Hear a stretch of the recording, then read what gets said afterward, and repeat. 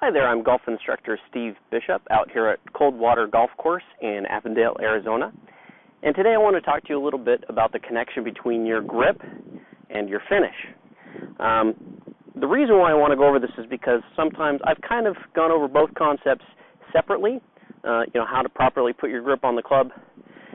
And, I've also done videos on the finish, mostly about how to eliminate a slice or how to eliminate a hook.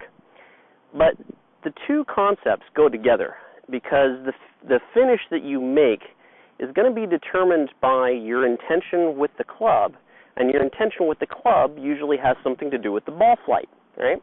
We want to make the ball draw or we want to make it cut. We're going to do something in order to we're going to do something with the club, or primarily the club face, in order to make that happen. Now, a lot of times the reason why you have to do certain moves in the golf swing is because you're getting around the grip that you have when you put it on the club.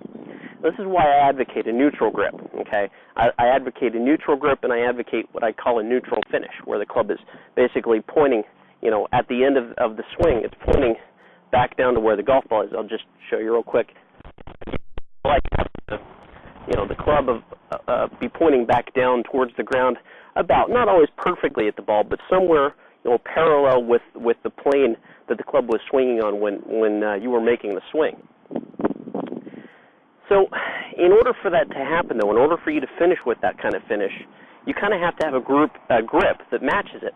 Otherwise, let's say if you have a really strong grip and you make that finish, you're going to hook the ball.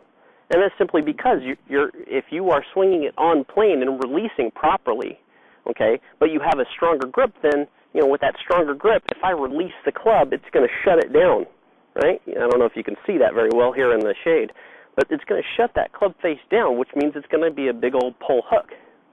We don't really want that, so most of the time, people with a stronger grip will finish with a cut finish. What I mean by that is, on the finish, and this is where you actually see a lot of professionals at, because there's a combination, there's kind of a intermediate that you can get to, where you have a slightly stronger grip, you have more of a turned-out body, which finishes the club more parallel to the ground, okay? And you can really get good at this. I can really put a really strong grip on it, and I can really turn my body open and finish much more with the club parallel to the ground, and maybe a little bit more of a twist out on my heel, and that's going to facilitate this more of a cut finish, kind of a where the path of the club can kind of come a little bit from outside to in. So what I generally find with these players that do have that kind of finish is that if they're going to avoid the pulls or they're going to avoid the pull hooks, they actually need to put the ball a little further back in their stance, because the club, if you're having a slight over-the-top swing, okay, if you have a slight over-the-top swing, you have to set the ball a little further back in your stance so that the club is not as much going over the top, and it's more a little bit more, going down towards the target, traveling towards the target at the moment that it makes contact with the ball. So generally, if you have a stronger grip, you're going to need to put the ball a little further back in your stance, and you're going to need to finish much more around and with the club horizontal to the ground. And that's all because you have a stronger grip.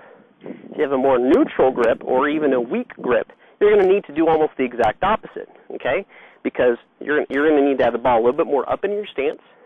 You're going to be releasing a little bit more with the club, so you're going to really be throwing that club kind of down out towards the target a little bit more, okay? You're going to be throwing that club out there. And when you throw that club out there like that, that's going to make you finish with the club much more pointing back down to where the ball was and basically back on plane, you see? So everything kind of ties in together. Everything from grip to finish correlates with each other. And if you don't understand how those two things work together, you're going to struggle with poor shots even though you make good swings. If I have, like I was illustrating before, if I have that, if you can imagine, here I am with this strong grip, and I've got a golf instructor or somebody that's telling me, well, I see this path that's coming outside, outside in, and you're occasionally hitting a straight ball, but you generally hit a cut with that kind of swing. So what they're going to try to do is they're going to try to get you more on plane so that you hit more of a draw. And if you get lucky, you'll get it, right? But for the primarily, if you're going to get a better release with a stronger grip, you're going to end up hooking it. I'm going to hook one here, even though I got a strong grip here, okay? And what I'm going to do, I'm going to put the ball a little bit more back in my stance. Sound familiar, right? Stronger grip, ball back in your stance a little bit. And I'm going to make sure that when I finish, I'm going to finish more around on my finish. And that should hit about a straight shot.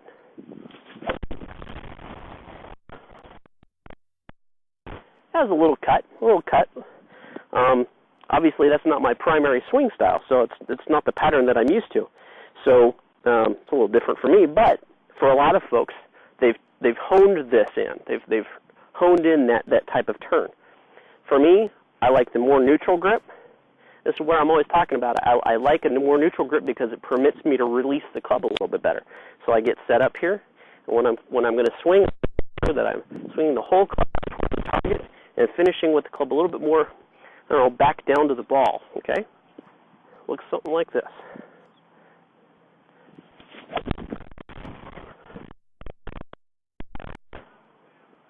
So I hope you understand how the grip and the finish tie together. You know, you can't really have one without the other. And if you understand the correlation between those two things, you can actually develop for yourself a pretty good pattern and try to figure out, you know, how far of a cut finish do I need to have, how much of a hook finish do I need to have with the type of grip that I have. And once you understand that, you'll have a lot more success shaping the ball out on the golf course and being able to determine what kind of finish you really need to make for each and every swing.